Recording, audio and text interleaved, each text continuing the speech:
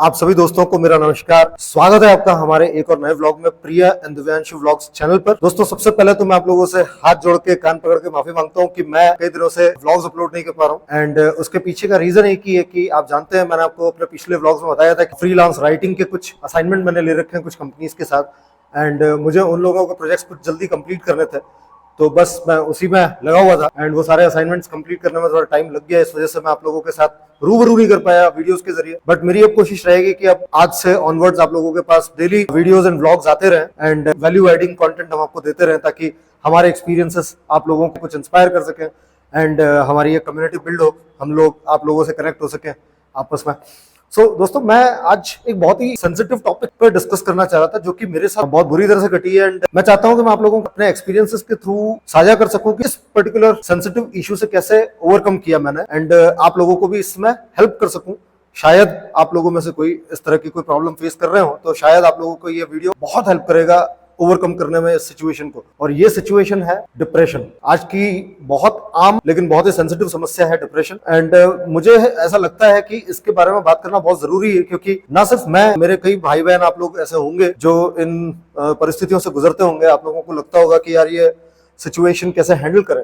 तो मैं आपको बताऊं, जब 2022 में मेरी नौकरी गई, जैसा कि मैं आपको पहले के व्लॉग्स में बता चुका हूं कि 2022 में मेरा ले ऑफ हुआ था मेरी कंपनी से। तो जब मेरी नौकरी गई 2022 में, मैं बहुत ज्यादा डिप्रेशन में चला गया था, क्योंकि सबसे पहला जो पॉइंट आपके दिमाग में आता है ना, वो आता है आपका फाइनेंशियल मैनेजमेंट या फाइनेंशियल क्राइसिस। तो पहली चीज आपके दिमाग में ये आती है कि आप अपने फाइनेंसेस को कैसे मैनेज करेंगे या अपने फाइनेंशियल क्राइसिस को कैसे ओवरकम करेंगे। मैं बहुत दिनों तक, ऑलमोस्ट एक हफ्ता, कम से कम एक हफ्ता, मुझे ऐसा लगा कि यार मैं गिरफ्त में आ चुका हूँ डिप्रेशन की। मुझे कुछ सूझता नहीं था। बहुत कोशिश करता था कि मैं अपने आप को स्थिर कर सकूं, लेकिन मैं कर नहीं पा रहा था। बहुत सारी चीजें थी जो मेरे इर्द गिर्द घूम रही थी। बहुत नेगेटिव थॉट्स मुझे आते थे। मुझे हमेशा ऐसा लगता था कि यार आगे कुछ हो पाएगा या नहीं हो पाएगा, मैं कुछ कर पाऊंगा या नहीं कर पाऊंगा। कुछ नौकरियां मैंने अप्लाई करी थी जो कि वर्कआउट नहीं हो रही थी, क्योंकि वो कोविड का सिचुएशन था। और ऐसे में जब ले ऑफ हुआ तो बहुत डिफिकल्ट हुआ उस लेवल पे, जिस लेवल पे मैं अपनी जॉब कर रहा था, जिस पोजीशन पे मैं था, उस पोजीशन को वापस उसी लेवल की जॉब को ढूंढना एक बहुत बड़ा चैलेंज था मेरे लिए। मैंने कई इंटरव्यूज दिए, जो सिचुएशन थी उसके हिसाब से मेरा सिलेक्शन नहीं हो पाया, क्योंकि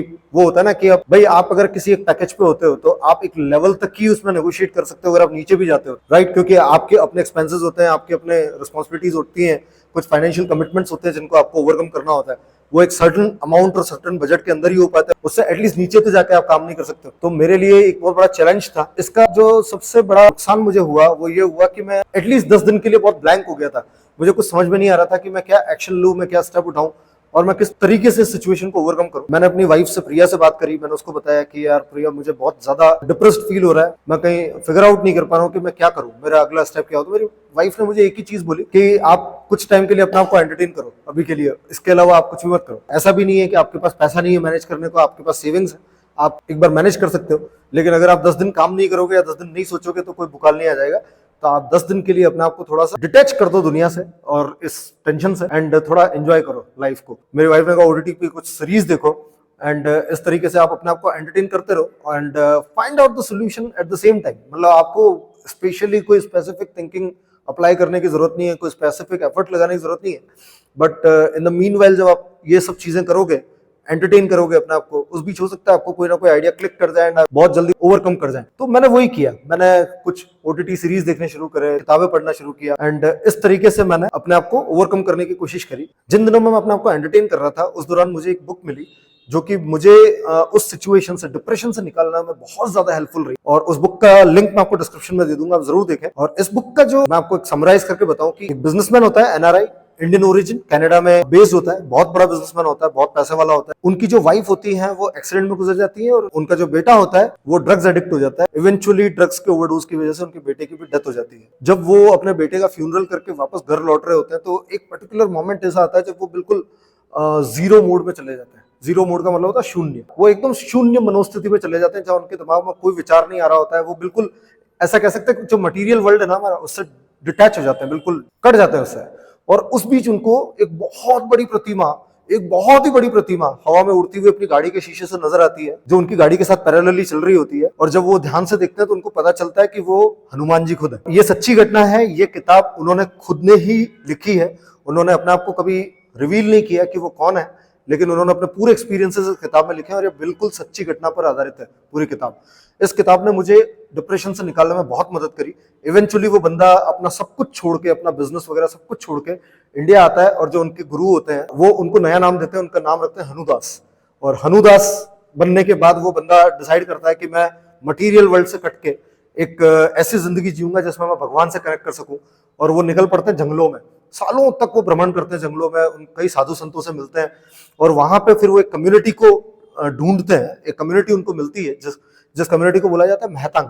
और ये माना जाता है कि वो मेहतांग कम्युनिटी जो है उससे हनुमान जी बिलोंग करते हैं, और हर 41 ईयर्स में हनुमान जी उस कम्युनिटी के किसी न किसी जो विद्वान व्यक्ति होते हैं उनसे आके मिलते हैं, और जो भी उनका ज्ञान होता है वो उनको देते हैं, उन विद्वान व्यक्ति को वो अपना ज्ञान देते हैं। और ये हर 41 ईयर्स में रिपीटेडली होता रहता है, क्योंकि हनुमान जी आप जानते हैं कलयुग के देवता हैं, इमॉर्टल हैं, उनको कोई मार नहीं सकता है। बजरंग बली जी की जय हो। तो ये कहानी है, और इस कहानी को जब मैंने उस बंदे की पूरी स्टोरी को, लाइफ स्टोरी को देखा और जिस हालात से वो निकला, तो मुझे लगा कि यार मैं तो फिर भी बहुत सही सिचुएशन में, मतलब उस बंदे जितना बुरा तो मेरे साथ नहीं हुआ। अगर वो बंदा भगवान से कनेक्ट होकर उस सिचुएशन से निकल सकता है तो हमारी सिचुएशन इतनी वर्स्ट नहीं है। सिर्फ नौकरी तो गई है, इससे ज्यादा बुरा क्या हुआ है। इस किताब के जरिए मैं अपने आप को बहुत आसानी से अपने आप को डिप्रेशन से निकाल पाया। 10 दिन के बाद जब मैंने इस किताब को पढ़ के कंप्लीट कर लिया, और उसके बाद फिर मैंने अपने आप को आइडेंटिफाई करने के लिए कुछ टाइम और दिया, 4-5 दिन, और मैंने बहुत ज्यादा गहन मंथन किया ये समझने के लिए कि मेरी हॉबी क्या है, मेरा इंटरेस्ट लेवल क्या है। जैसा कि मैंने आपको पिछले वीडियो में बताया कि मैंने जब इंटरेस्ट लेवल को समझा तो मुझे पता चला कि मैं एक बहुत अच्छा राइटर बन सकता हूँ। मुझे राइटिंग करने का बहुत शौक था, नए नए टॉपिक पे क्रिएटिव लिखना बहुत अच्छा लगता है। तो मैंने कहा कि मैं इसको अपना प्रोफेशन बनाऊंगा। मैंने बहुत जरूरी स्किल्स जो चाहिए होती हैं वो गेन करी, e books, free e books download कर करके, यूट्यूब के वीडियोस देख देख के बहुत कुछ सीखा मैंने। ये जो पार्ट होता है डिप्रेशन का, मैं आपको सच बताऊं, अगर आपका दिमाग कमजोर है तो डिप्रेशन नाम की बला आपको हमेशा पकड़ेगी, लेकिन अगर आपका दिमाग बहुत ही मजबूत है तो मेरी गारंटी ले लो कि आप डिप्रेशन को बीट कर सकते हो। डिप्रेशन एग्जिस्ट नहीं करेगा आपकी लाइफ में। और इसके लिए जरूरी क्या है पता है आपको? पॉजिटिव रहना, पॉजिटिविटी को मैनिफेस्ट करना। अब आप पॉजिटिविटी को मैनिफेस्ट कैसे कर सकते हैं? किताबों के जरिए, पढ़ के, समझ के, अच्छे डॉक्यूमेंट्रीज देखें, आप ऐसे लोगों की बायोग्राफीज पढ़ें, या ऐसे लोगों की बायोग्राफीज आप वीडियोस के थ्रू देखें जिन्होंने अपनी जिंदगी में बहुत संघर्ष करके अपना एक मुकाम बनाया। वो लोग आपको बहुत इंस्पायर करेंगे डिप्रेशन से बाहर निकलने के लिए। क्यों? क्योंकि वो लोग ऐसे सिचुएशन से गुजरे हैं जहां से हम तो शायद उसका 30% या 10% भी टच नहीं कर पाए होंगे। उन लोगों की लाइफ हमारी लाइफ के मुकाबले बहुत ज्यादा टफ रही होगी। उनसे हम लोग सीख सकते हैं कि डिप्रेशन को कैसे बीट किया जा सकता है। तो आप हमेशा अच्छी किताबें पढ़ें, अच्छी बायोग्राफीज देखें, अच्छे वीडियोस देखें, एंटरटेन करें अपने आप को। एंटरटेनमेंट कोई बुरी चीज नहीं है जब तक कि वो आपके दिमाग पे बुरा असर ना डाले। ये चीजें आपको समझनी पड़ेंगी। उसके अलावा आप अच्छे लोगों के साथ घिरे रहें, अकेलेपन से बचें। आपको अकेलापन हमेशा खाएगा, काटेगा। अच्छे लोगों के साथ रहें, नेगेटिव लोगों को हमेशा अवॉइड करें, नेगेटिव लोगों से हमेशा दूर रहें, अच्छे दोस्त बनाएं। ऐसे लोगों के साथ अपनी प्रॉब्लम्स को शेयर करें जिन पे आप ट्रस्ट करते हैं, जो आपकी प्रॉब्लम्स को जेन्युइनली समझते हैं और आपकी प्रॉब्लम्स के आधार पे वो आपको सही सोल्यूशन बताते हैं। ऐसे लोगों से अपने आप को जोड़ें। अच्छी मैगजीन्स पढ़ें, मैगजीन से आपको लेटेस्ट ट्रेंड्स का मालूम पड़ता है, आपको ये पता चलता है कि मार्केट में क्या चल रहा है। न्यूज़पेपर्स पढ़ें, आपको लेटेस्ट हैपनिंग्स को पता रहेगा। अकॉर्डिंगली आप अपने पर्टिकुलर निश में जिसमें भी आप काम कर रहे हैं उसके लिए आप अपने आप को प्रिपेयर कर पाएंगे, मेहनत कर पाएंगे। ये तो रहा डिप्रेशन का कि मैं किस तरह से इससे बाहर निकला। स्टार्टिंग बहुत टफ थी मेरे लिए, मुझे बहुत मेहनत करनी पड़ी, मैं कई लोगों के साथ जुड़ा रहा। सबसे बड़ी बात आप लोगों को ये ध्यान में रखना चाहिए कि आप हेल्प मांगने से मत डरिए। हेल्प का मतलब ये नहीं कि आप पैसों के लिए किसी के सामने हाथ फैला दें। हेल्प का मतलब ये स्किल को एनहेंस करने के लिए अगर आपको लगता है कि कोई इंसान आपको सिखा सकता है तो आप उसके सामने सरेंडर करिए, उसके सामने बोलिए कि मैं आपका शिष्य हूं, आप मेरे गुरु बनिए, मुझे सिखाइए। कोई शर्म नहीं आनी चाहिए आपको इसमें। किसी के सामने झुकना गलत बात नहीं है किसी स्किल को सीखने के लिए। आप झुके अपने स्किल्स को बढ़ाने के लिए, अपनी एबिलिटीज को, अपनी काबिलियत को बढ़ाने के लिए, ना कि अपनी जरूरतों को पूरा करने के लिए। दोनों चीजों में बहुत फर्क है। तो झुकना सही है कब? जब आप अपने आप को बेटरमेंट की तरफ ले जाते हैं। आपको लाइफ से लड़ना सिखाएंगे, वो आपको अच्छी स्किल्स गेन करना सिखाएंगे। तो सीखने से मत डरिए, हेल्प मांगिए लोगों से। हेल्प मांगेंगे आपको हेल्प मिलेगी, मांगने पे मिलेगी, वरना जबरदस्ती कोई नहीं आएगा आपको हेल्प करने के लिए। ये बात पक्की है। तो ये आप हमेशा ध्यान रखिए कि आप हेल्प मांगने में कभी हिचकिचाइए मत लोगों से। दूसरा, मैं आपको एक स्टोरी बताता हूँ छोटी सी। आपको ध्यान होगा कि मैं जनवरी से लेके मई तक मैं बाहर था। मैं बेंगलोर में नहीं था, मैं बाहर निकल गया था। आपको पता ही है, मैंने व्लॉगिंग शुरू कर दी थी। तो मैंने सोचा कि यार घर बैठे व्लॉगिंग करने से अच्छा है मैं बाहर जाता हूँ, अपने गाँव में अच्छे अच्छे वीडियोस बनाता हूँ, अपने गाँव की लाइफ स्टाइल दिखाता हूँ, आके खेत खलियान, मेरा परिवार, उन सब लोगों से आपको मिलवाता हूं। तो मैंने ये सब करने के लिए ट्रैवल किया, और जब मैंने ट्रैवल किया तो मुझे बहुत नए नए एस्पेक्ट सीखने को मिले, बहुत कुछ नया नया समझने को मिला। एंड उन्हीं दिनों में मैं जब वापस बैंगलोर में मैं आ रहा था, ये सारे ट्रैवल कंप्लीट करके गाँव के सारे व्लॉग्स मेरे चैनल पे हैं, आप देख सकते हैं। सारे गाँव के व्लॉग्स मैंने डाले हुए हैं, खेतों के, अफीम के खेतों के। ट्रैक्टर का हमने एक बहुत अच्छा स्टंट किया था, वो सब कुछ है इसमें। फिर हम लोग जब मई में वापस आ रहे थे बेंगलोर, तो हमने सोचा कि मेरे भाई का एक दोस्त वहां पे पुणे में रहता है, हमने सोचा कि चलो यार पुणे में उससे मिलते हुए चलते हैं। तो हम लोग बेंगलोर आने से पहले कुछ दिनों के लिए पुणे चले गए। एंड वहां पे मेरे भाई के दोस्त ने मुझे एक बंदे से मिलवाया जिसकी पीआर एजेंसी है। तो उस बंदे ने हम लोगों को डिनर पे इनवाइट किया। एंड हम लोग जब डिनर पे गए तो वहां पे बातों बातों में पता चला, तब तक मुझे नहीं पता था कि उनकी पीआर एजेंसी है। तो जब बातों बातों में पता चला कि उनकी पीआर एजेंसी है, तो मुझे क्लिक किया कि यार मैं इनसे रिक्वेस्ट कर सकता हूँ मुझे रिकमेंड करें राइटिंग असाइनमेंट्स के लिए अपने नेटवर्क में। तो जब मैंने उनको कहा कि आप मुझे कुछ काम दिलवाइए राइटिंग में कुछ अच्छी अच्छी कंपनीज के साथ, आप तो इतनी सारी कंपनीज के लिए काम करते हैं, तो हमें भी कुछ ऐसे कॉन्टैक्ट्स या रिकमेंडेशंस आप दीजिए, रेफरेंसेस दीजिए जिसके जरिए हम भी काम मांग सकें। तो उन्होंने कहा कि आप मेरे लिए क्यों नहीं लिखते हो, मैं मेरी पीआर एजेंसी है एंड मेरे पास बहुत सारे क्लाइंट्स आते हैं।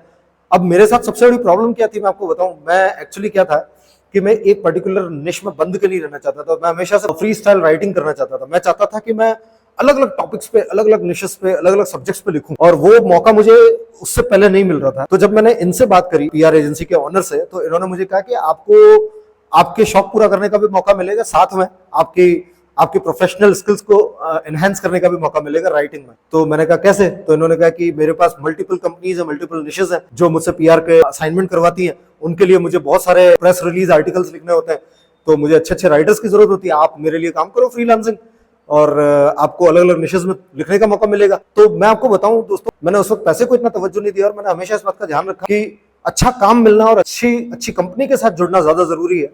इवेंचुअली पैसा तो अपने आप ही कमा लेंगे जब स्किल्स पॉलिश हो जाएंगी। तो मैं उसके साथ जुड़ गया। मैं नेक्स्ट डे उन्होंने मुझे अपने ऑफिस में इनवाइट किया। मैं और मेरी वाइफ, हम दोनों जने उनके ऑफिस गए। एंड बिलीव मी गाइस, उसका ऑफिस तो जो जो हमने देखा ना, हम देखते रह गए।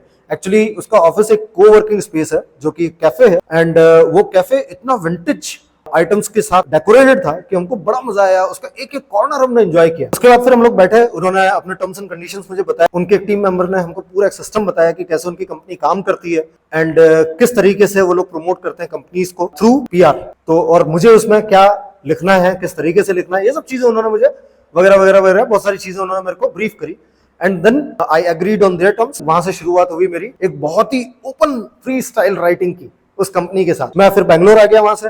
एंड वहां से आने के बाद फिर उन लोगों ने मुझे काम देना शुरू किया और मैंने $100 उससे कमाया। मैं एक्चुअली आपको बता नहीं पा रहा हूँ, मेरी खुशी का जो ठिकाना नहीं है अभी। एक्चुअली मैं एक्सप्रेस नहीं कर पा रहा हूँ अपनी खुशियों को। टू बी वेरी ऑनेस्ट, बहुत मजा आया था मुझे, बहुत मजा आया था। मेरा दिल खुश हो गया था कि यार मैं उस काम से पैसा कमा रहा हूँ जो मैं दिल से करना चाहता था, जिसके लिए मैं बहुत एक्साइटेड था, जो मेरा पैशन था। उस पैशन को फॉलो करके मैंने उस काम को किया। तो मेरे को जब $100 आया ना मेरे अकाउंट में, तो मैं I was on the 7th sky, मैं बिल्कुल 7वें आसमान पे चढ़ चुका था। एंड देन मैंने पिच करना शुरू किया बहुत सारी कंपनीज को। एंड एक के बाद एक मुझे बहुत सारे काम मिलने लगे। अब मैं फ्री स्टाइल राइटर हूँ और मैं कई कंपनियों के लिखता हूँ। बहुत मजा आता है मुझे लिखने में। बहुत एक अलग ही क्रिएटिविटी है इसमें, क्रिएटिव आर्ट है। एंड इस आर्ट को चेरिश करने में, इस आर्ट को और ज्यादा एक्सप्लोर करने में अभी तो मेरी शुरुआत हुई है। तो मैं अपने आप को एक्सपर्ट तो बोलूंगा नहीं, लेकिन मैं हर दिन नया सीख रहा हूँ, हर दिन अपने आप को बेटरमेंट की तरफ ले जा रहा हूं। तो मुझे बहुत मजा आ रहा है इस काम को करने में। तो ये मेरी स्टोरी थी डिप्रेशन से बाहर आके अपने पैशन को फॉलो करके फर्स्ट $100 अर्न करने की, जो मैंने अपने पैशन के साथ फ्रीलांस राइटिंग से शुरू किया। आज के तारीख में मैं एज अ फ्रीलांसर काम करता हूं बहुत सारी कंपनीज के लिए, बहुत सारे अच्छी कंपनीज के लिए, जो कि पुणे, बेंगलोर और भी कई जगह पे, दिल्ली से, गुड़गांव से बेस्ड है। एंड मुझे बड़ा मजा आता है उन लोगों के साथ काम करके। I am very happy, I am really very happy. And आप सब लोगों ने मेरी बहुत हेल्प करी है मेरा कॉन्फिडेंस बूस्ट करने में, क्योंकि मैंने जब ये चैनल स्टार्ट किया था यूट्यूब, तो मुझ में कोई कॉन्फिडेंस नहीं था। मुझे ये नहीं पता था कि मैं कैमरे को फेस कर सकता हूँ या नहीं, मैं आप लोगों से कम्युनिकेट कर सकता हूँ या नहीं, मैं इंटरेक्ट कर सकता हूँ या नहीं।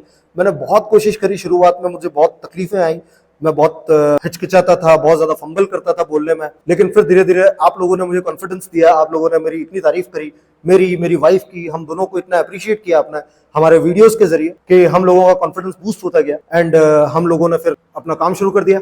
दोस्तों एक चीज और मैं आपको बताना चाहता हूँ, मेरी वाइफ बहुत अच्छी फोटोग्राफर है, उसने भी फ्रीलांस फोटोग्राफी शुरू करी है। She is a very good photographer. आपको अगर उसके फोटोज देखने हैं, डिस्क्रिप्शन में मैं आपको उसके लिंक्डइन आईडी मेंशन करूंगा, आप उस लिंक्डइन आईडी को फॉलो करें and enjoy the best content there. आपको इतने अच्छे कंटेंट देखने को मिलेंगे। और मैं आपको बताऊं, वो इंस्टाग्राम अकाउंट बने हुए सिर्फ 7 दिन हुए, एंड एक ही दिन में, कल परसों उन्होंने एक बिहाइंड द सीन वीडियो डाला और वो एक ही दिन में 12,000 व्यूज क्रॉस कर गया, which was a phenomena, which was viral. And आप लोगों का ऐसे ही प्यार मिलता रहे। आप मेरी वाइफ के इंस्टाग्राम पेज को जरूर फॉलो करें। हमारे व्लॉग के इंस्टाग्राम का आईडी भी मैं इस पर डाल दूंगा, आप उसको भी जरूर फॉलो करें। एंड हमारे चैनल को सब्सक्राइब करें। हमेशा हमें अपना प्यार देते रहें, हमें आशीर्वाद दें कि हम लोग अच्छे से अच्छे एक्सपीरियंसेस आपके साथ शेयर कर सकें, इंटरेक्ट कर सकें आप लोगों के साथ हमेशा। एंड दोस्तों thank you so much, stay tuned. अगला वीडियो भी बहुत जल्दी आएगा। अब मेरे वीडियो बहुत कंसिस्टेंटली आएंगे, आप लोगों को कभी वेट नहीं करना पड़ेगा ज्यादा, मैं आगे से आगे वीडियो डालता रहूंगा। Thank you so much for your kind coordination, kind cooperation and patience. Thank you so much. God bless you all.